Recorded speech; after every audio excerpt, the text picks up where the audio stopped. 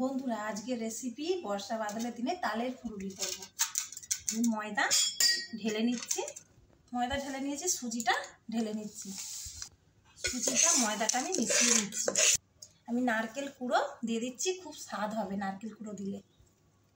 নুন পরিমাণ মতন দিয়ে দিলাম, মৌরি দিয়ে দিচ্ছি স্বাদের জন্য। আমি চিনিটাকে গুঁড়ো করে নিয়েছি, গুঁড়োটা দিয়ে দিচ্ছি চিনিটা।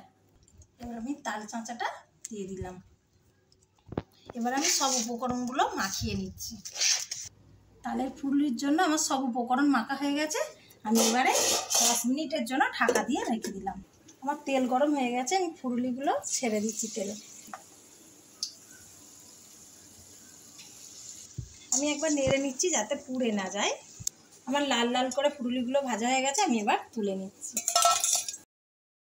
আজকের রেসিপি বর্ষা বাদলের দিনে তালের ফুলুরি করেছি গরম গরম।